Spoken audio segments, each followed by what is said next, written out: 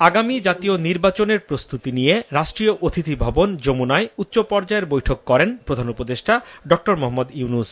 সেখানে স্বরাষ্ট্র উপদেষ্টা, নির্বাচন কমিশন, বিভিন্ন মন্ত্রণালয়, সেনাবাহিনী, বিজিবি, পুলিশ ও র্যাবের শীর্ষ কর্মকর্তারা উপস্থিত ছিলেন। নির্বাচনের সার্বিক প্রস্তুতি নিয়ে আলোচনা করেন তারা।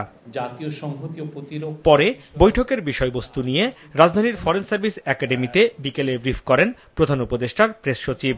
জানান, ডিসেম্বরের প্রথম সপ্তাহে নির্বাচনের তারিখ ঘোষণা হবে।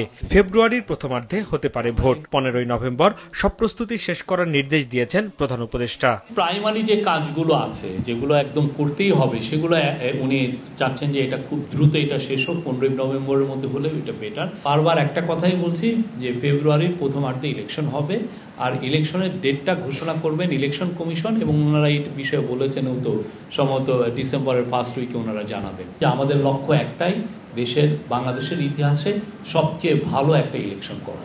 দেশের ভেতরে ও বাইরে থেকে নির্বাচন বানচালের জন্য জোর চেষ্টা করা হতে পারে উল্লেখ করে প্রেস সচিব বলেন, যেভাবেই হোক এগুলো ঠেকাতে হবে।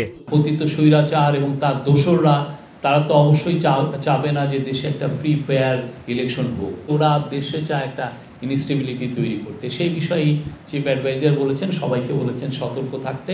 নির্বাচনকালীন সময়ে ডিসি, এসপি সহ সংশ্লিষ্টদের পদায়ন নিয়ে প্রেস সচিব বলেন, যোগ্যতার বিচারে যিনি সবচেয়ে বেশি ফিট তাকেই নিয়োগ দেয়া হবে। বৈঠকে এমন সিদ্ধান্ত হয়েছে।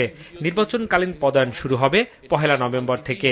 যিনি ভালনারেবল একটা জায়গা, সেখানে তো অবশ্যই চাবো যে সবচেয়ে যিনি ফিট অফিসার উনি এই জায়গাটা দেখেন। প্রেস সচিব জানান, সামাজিক যোগাযোগ মাধ্যমে নির্বাচন নিয়ে অপতথ্য রোধে 2টি কমিটি গঠন করা হবে।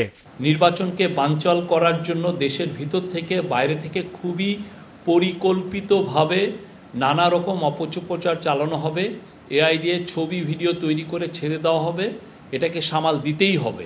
প্রবাসীদের পাশাপাশি নির্বাচনে যারা দায়িত্ব পালন করবেন তাদেরও ভোটের ব্যবস্থা হবে অ্যাপের মাধ্যমে, জানান শফিকুল আলম।